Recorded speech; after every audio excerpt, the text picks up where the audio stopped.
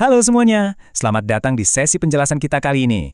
Hari ini, kita bakal jalan-jalan ke dunia fisika yang seru banget buat ngebongkar salah satu aturan paling fundamental di alam semesta, yaitu hukum Ohm dan mekanika rangkaian listrik. Bayangin aja kalian lagi ada di kelas fisika SMA yang paling asyik.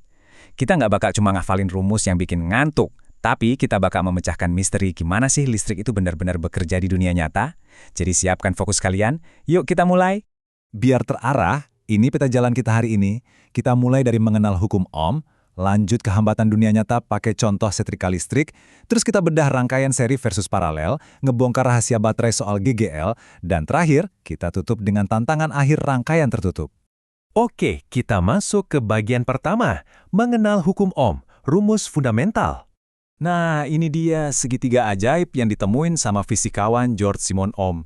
Beliau nemuin kalau arus yang mengalir itu berbanding lurus sama tegangan yang diberikan. Biar gampang, kita pakai analogi pipa air ya.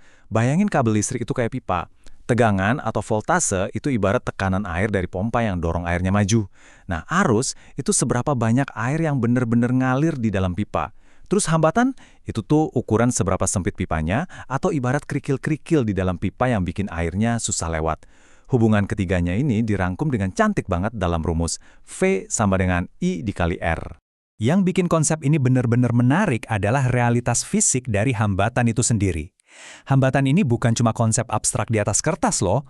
Waktu listrik mengalir, elektron-elektron yang lagi jalan ini tuh sebenarnya terus-terusan nabrak atom-atom di dalam kabel. Tabrakan-tabrakan inilah yang nahan laju mereka. Makanya kita sebut itu hambatan. Semakin banyak tabrakan, ya otomatis semakin gede juga hambatannya. Dan dari sini kita jadi tahu kalau setiap material itu diciptakan beda-beda. Tiap material punya hambat jenis atau resistivitas alaminya sendiri-sendiri. Kalau kalian lihat, perak itu punya hambat jenis paling rendah, makanya dia jadi konduktor yang paling juara. Tapi coba deh lirik tembaga, nilainya 1,70 beda tipis banget kan sama perak, tapi harganya jauh lebih murah. Itulah kenapa hampir semua kabel di rumah kita pakainya tembaga, bukan perak. Lanjut ke bagian 2. Hambatan dunia nyata, setrika listrik. Coba bayangin situasi ini. Kalian lagi nyetrika baju. Setrika itu kan dicolokin ke colokan standar di rumah yang tegangannya 220 volt. Dan dia narik arus sebesar 2 ampere. Nah pertanyaannya, kira-kira berapa sih hambatan listriknya? Coba kalian ingat-ingat lagi rumus segitiga pipa air kita tadi sebelum kita bahas jawabannya.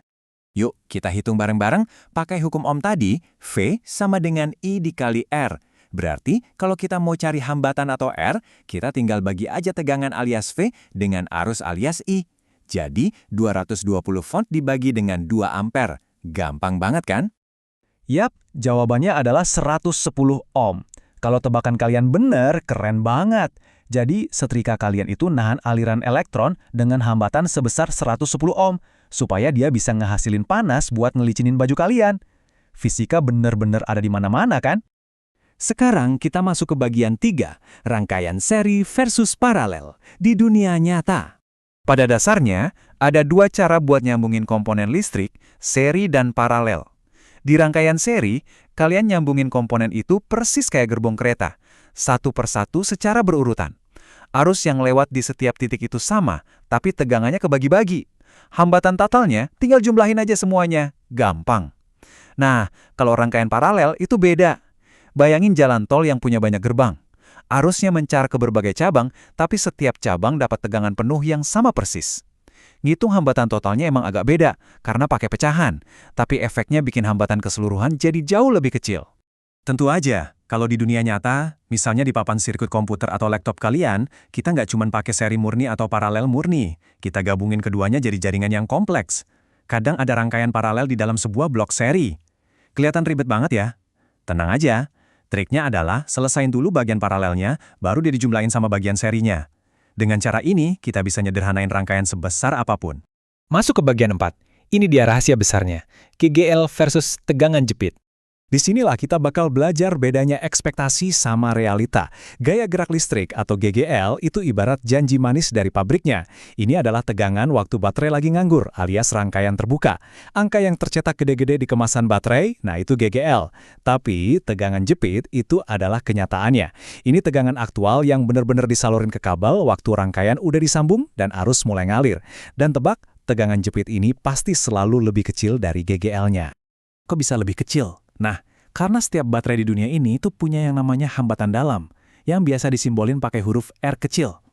Jadi, baru aja elektron-elektron ini mau keluar dari bahan kimia di dalam baterainya, mereka udah nabrak rintangan di dalam baterai itu sendiri. Makanya, ada sedikit energi yang hilang di sumbernya. Baterai kalian itu pada dasarnya makan sedikit tegangannya sendiri sebelum dia bisa nyalain lampu kalian. Sampai juga kita di bagian 5. Tantangan akhir rangkaian tertutup. Di tantangan ini, kita punya skenario seru nih. Bayangin kita punya 3 buah baterai yang dirangkai seri. Tiap baterai punya GGL 4 volt dan hambatan dalam yang agak ngeselin sebesar 0,2 ohm.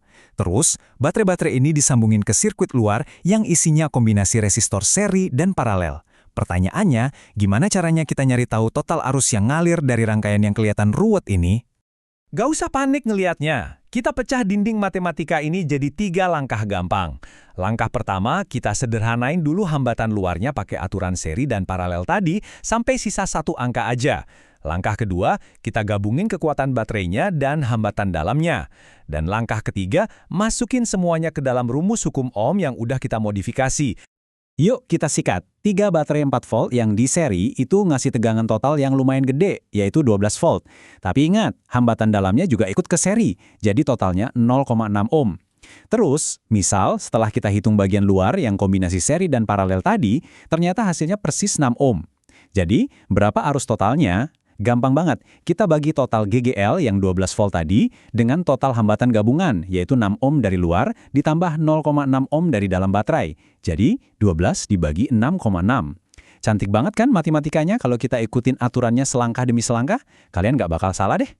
Nah, itu dia pemikiran yang bisa kalian bawa pulang dari sesi penjelasan kali ini. Kita baru aja ngebuktiin kalau ternyata ada semacam pajak energi tak terlihat yang motong tenaga baterai kita dari dalam.